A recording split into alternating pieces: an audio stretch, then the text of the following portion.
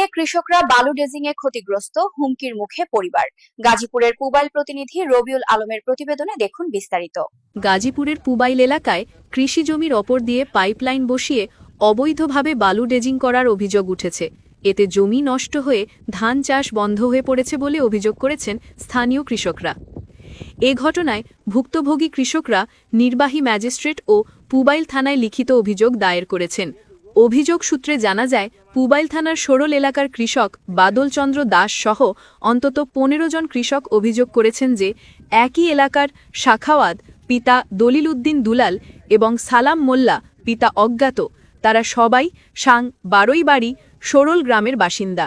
তারা কৃষি জমির ওপর দিয়ে পাইপ বসিয়ে দীর্ঘদিন ধরে অবৈধভাবে বালু ডেজিং কার্যক্রম চালাচ্ছেন। এতে পাইপ ফেটে গিয়ে বালু ফসলি জমিতে ছড়িয়ে পড়ায় কৃষকদের ব্যাপক ক্ষতির শিকার হতে হচ্ছে।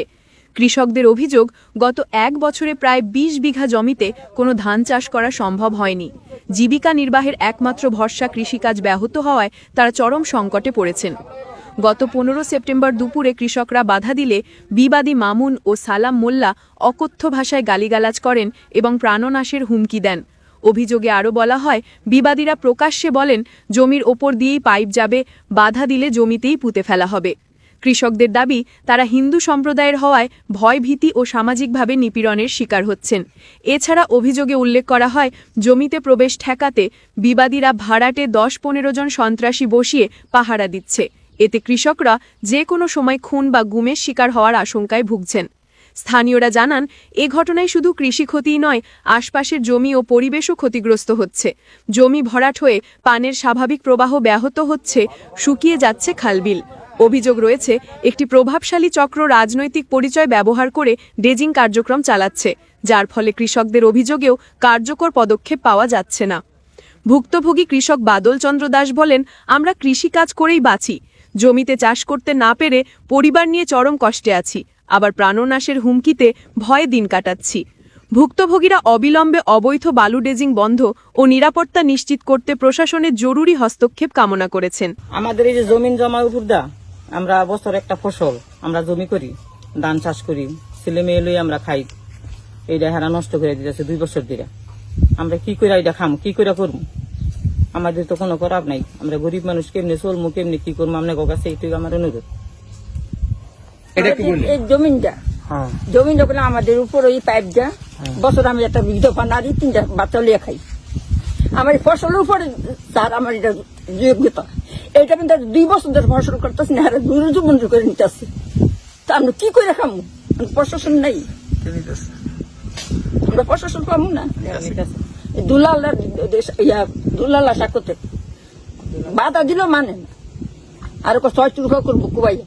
আমরা কি দেশের মধ্যে থাকি বাংলাদেশের প্রশাসনের কোন সাহায্য পাবো না?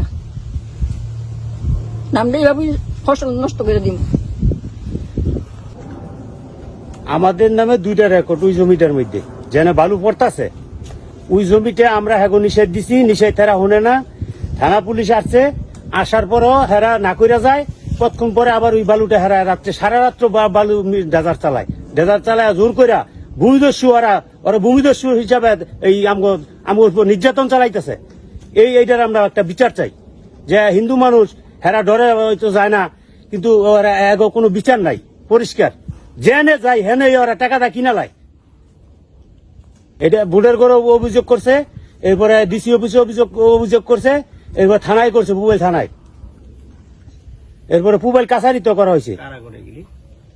এগুলো দুলালে বলা শাখা তার দুলালে,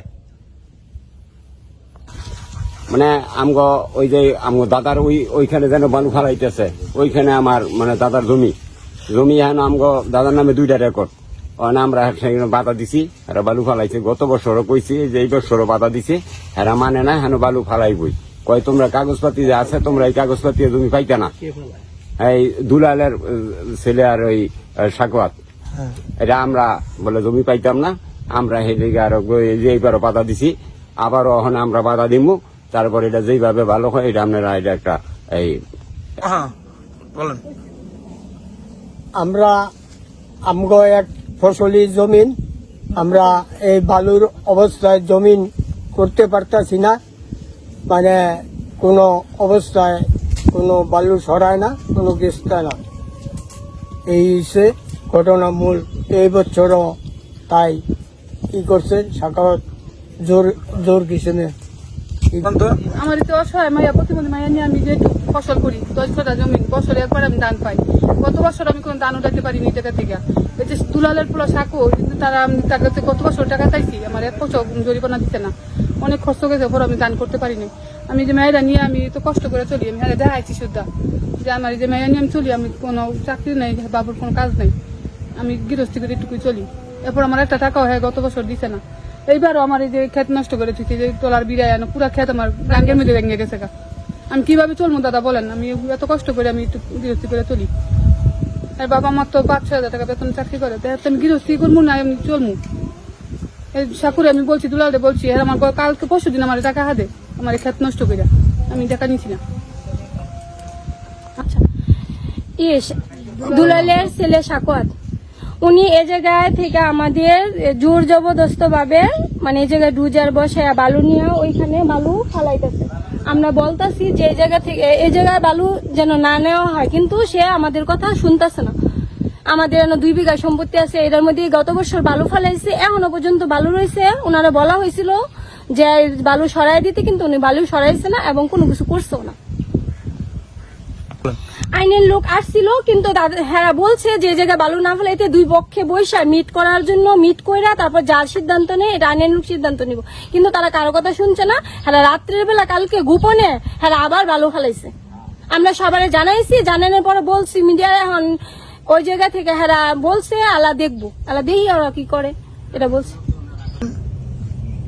আমরা রাতের বেলা হ্যাঁ অন্ধকারে সারাদিন আর ফেলাইছে না, সব মেশিন টেশিন নিয়ে গেছে গা, আবার রাতের বেলা অন্ধকারে ফিটিং করে আবার নতুন করে আবার হ্যাঁ বালু ফেলাইছে রাত্রের বেলা, সারা রাত্র বালু, ভোরবেলা পর্যন্ত বালু চলছে। অনেক অসহায় সবার, কারণ আমরা অনেক ই করতেছি, কিন্তু কেউ ই করতেছে না, শুনতেছে না হ্যাঁ আমার কথা। টাকা পয়সা ডালার মতো কোনো তো নাই। এই জায়গা মানে আমাদের সব মানে জমি এই যে আর এই যে এটা হচ্ছে সরকারি কি করে ডাং, মানে এই পার হেরা এই জায়গায় ড্রেজারটা বসায় এদিক দিয়ে হেরা বালু নিয়ে যায়। আর আমরা এই জায়গা থেকে আমরা সবারই মানে নিশ্চিত করা হয়েছে আগামী বছর বালু ফালাইছে, তখন তো আমরা গ্রামের মানে গত বছর আমরা তো বুঝতে পারি নাই, তারপরে জল শুকাইছে পরে আমরা বুঝছি যে খেতে বালু পড়ে রয়েছে, বলছি যে আমাদের পরিষ্কার করে দিতে, তারপরে যে পার ঠিক করে দিতে, কিন্তু দিছে না। তারপরে ওইবারই না করা হয়েছে যার এদিক দিয়ে বালু টালু নিবেন না, যখন খুঁটি গাড়ে তখন তাদের বলা হয়েছে যে আপনার এদিক দিয়ে খুঁটি গাড়ে না, হ্যাঁ জোর জবরদস্ত ভাবে হ্যাঁ ই করছে, এদিক দিয়ে বালু নিতেছে, এখন পর্যন্ত নিতেছে। এখন পুলিশ আইছে, আইনের লোক আইছে, কিন্তু হ্যাঁ কেউর কথাই শুনে না। কারণ আমার নাম যারা ফেলা হ্যাঁ নাম সাকওয়াত, আর বাবার নাম হয়েছি দুলাল।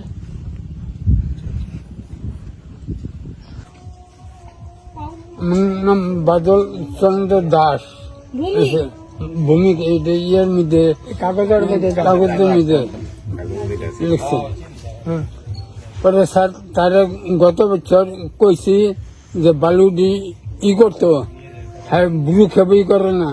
একদিন দেখলাম হ্যাঁ বাচ্চা না ইয়া এদিক দিয়ে আমার ক্ষেতের ইয়া ইয়া দেখা গেল গা, যাওয়ার পরে আর কি সরান লাগবে, না সরে এ পর্যন্ত আমরা কামলালে আমরা এই যে 2 ভাই স্যার আমরা ই করছি বালু ফালাইছি খেতে, কামলার করলাম রোয়া লাগাইতে না।